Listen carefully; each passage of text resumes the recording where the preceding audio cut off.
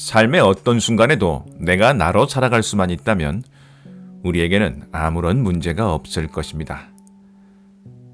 무엇이 나를 행복하게 하는지 알고 그것을 추구하는 방법까지 알고 있다면 우리 삶은 언제나 기쁨과 평화가 넘칠 것입니다. 우리가 겪는 많은 문제들은 나의 욕망과 타인의 욕망, 나의 욕망과 사회의 욕망 사이에서 생기는 갈등 때문이죠. 게슈탈트 상담 심리학은 인간을 욕구, 신체, 사고, 감정을 가진 하나의 전체적인 존재로 바라보며 접근합니다. 이 이론은 우리의 갈등과 문제 행동은 어릴 적 자신의 욕구와 감정에 따라 행동했을 때 부모나 사회의 억압, 처벌을 받게 된 기억에 따라 성인이 된 후에도 스스로를 억압하는 심리 기제가 발동해 발생한다고 이야기합니다. 따라서 자기와 세계에 분열된 부분을 치유를 통해 재통합하여 의미 있는 성장을 하도록 만들어 줍니다. 이는 갈등과 트라우마로 성장하지 못하고 멈춰있는 내면 아이를 불러내 그 상처를 보듬어주고 그 욕구를 해결해 줌으로써 자아를 재통합하는 내면 아이 명상의 과정과 아주 비슷합니다. 내면 아이 명상에 대해 알고 싶은 분들을 위해 링크를 남겨놓겠습니다. 또한 알아차림과 접촉을 중요하게 생각하는 게슈탈트 상담 이론은 스스로를 알아차리고 바라보는 윗바사나 명상의 메커니즘과 대단히 비슷합니다. 윗바사나란 주관적 편견, 욕구 등을 개입시키지 않고 현상을 분석적으로 관찰하여 진실된 모습을 본다라는 뜻입니다. 다만 게슈탈트 상담은 내담자와 상담자의 대화를 통해서, 명상은 참나와 에고의 대화를 통해서 이루어진다는 차이가 있죠. 우리가 어떤 통합적 욕망, 즉 게슈탈트를 가질 때 우리는 이 욕망을 해소하기 위해 누군가와 반드시 접촉해야 합니다. 인간은 자신의 욕망을 홀로 이뤄낼 수 없는 사회적 동물이기 때문이죠. 그런데 이 접촉에서 발생하는 여러 가지 문제들이 우리를 갈등에 빠지게 하고 정신적 고통을 만들어냅니다. 이를 접촉 방해라고 하는데 내사, 투사, 반전, 융합, 편향이 바로 그것입니다. 이 정신적 기제들은 거의 무의식에서 이루어지기 때문에 우리는 자신의 감정과 행동이 이 접촉 방해 때문에 일어난다는 것을 잘 알지 못합니다. 때문에 접촉 방해의 기제를 이해하고 자신의 행동과 감정 밑바닥에 숨어있는 심리적 메커니즘을 이해하는 것은 마음 공부와 명상의 가장 중요한 목표 중 하나입니다. 부처님께서 고통은 바라보면 사라진다고 하신 것처럼 이 숨겨진 마음의 작동 원리를 알아차리는 것만으로도 우리는 평화를 찾고 성장할 수 있습니다. 우선 내사는 다른 사람의 관점을 있는 그대로 받아들여 자신의 것으로 여기는 것입니다. 내사는 특히 부모님의 영향을 많이 받습니다. 부모님이 어렸을 때 늘 돈 하면서 돈이 부족하다고 한탄하고 부자는 모두 도둑놈 사기꾼이라는 말을 반복해서 했다면 나는 이 부모님의 관점을 그대로 내사하여 항상 돈이 부족하고 돈을 버는 것을 죄악시하게 됩니다. 이렇게 되면 내 삶은 늘 궁핍할 수밖에 없죠. 이 내사된 잠재의식, 즉 핵심 믿음을 깨닫고 바꾸지 않는 한 아무리 노력해도 건강한 부를 이루기 어렵습니다.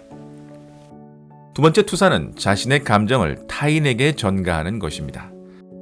사실은 내가 그 모임에 가기 싫은 것인데 모임 사람들이 내가 나오는 것을 싫어한다고 생각해버리는 경우나 자신의 단점과 비슷한 단점을 가진 사람에게 유독 모질게 굴고 화를 내는 것이 바로 투사입니다. 투사는 자신의 감정을 타인의 것이라고 해버리면서 자신의 진짜 감정은 숨기는 것이기 때문에 자신의 감정과 있는 그대로의 진짜 모습을 파악하지 못하게 하고 건강한 감정 해소를 방해합니다. 투사가 심한 사람은 내가 어떻게 느낀다라는 말보다 타인이 나를 이렇게 만든다라는 어법을 구사하죠. 한마디로 책임 회피입니다. 반전은 밖으로 내보내야 할 감정을 자신에게 돌리는 것입니다. 타인에 대한 분노를 자해로 푸는 경우가 바로 반전의 대표적인 예죠. 이는 파괴적일 뿐 아니라 때때로 대단히 위험하기도 합니다. 극단적인 분노로 자살을 하는 경우가 바로 그런 예죠. 만일 어떤 식으로든 자해하는 버릇이 있으시다면 그 분노의 근원이 어디에 있는지 반드시 살펴보아야 합니다. 자해란 반드시 신체적인 가해만 이야기하는 것이 아닙니다. 폭식, 폭음, 지나친 흡연, 도박, 이 모든 것이 어떤 의미에서는 자해입니다.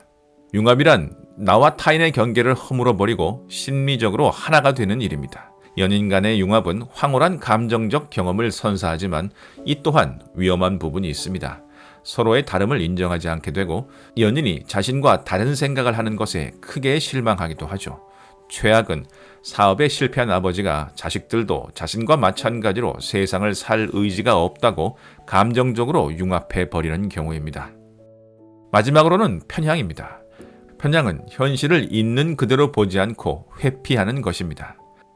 할 일을 계속 미루거나 이런저런 핑계로 해결해야 할 일을 거부하는 것이죠. 또 확증 편향과 같이 믿고 싶은 것만 받아들이는 심리 기제도 편향입니다. 이 경우에 우리는 현실을 제대로 보지 못하고 자신만의 세계에 빠져버릴 수 있습니다. 흔히 우리가 꼰대라고 말하는 사람들은 바로 이 편향에 빠져 있는 사람들입니다. 사실 우리는 매일 이 편향을 키우며 살고 있습니다. 유튜브는 우리에게 관심 있는 것만 골라 보여주기 때문에 우리는 이것과 다른 세상이 존재한다는 사실, 이것과는 다른 견해도 있다는 사실을 잊어버릴 때가 있습니다. 이 편향은 우리가 타인과 사회와 건강한 접촉을 하는 것을 방해하게 되죠. 이처럼 나의 욕구를 실현할 때 발생하는 접촉 방해의 심리 기제를 잘 이해한다면 우리는 삶의 많은 갈림길에서 올바른 선택을 내릴 수 있습니다. 지금 내가 이 길을 가고 있는 것은 나의 욕망인가? 아니면 타인의 욕망인가? 아니면 사회가 요구하는 모습인가? 내가 지금 저 사람과 갈등을 빚고 있는 것은 저 사람 때문인가? 아니면 나 때문인가?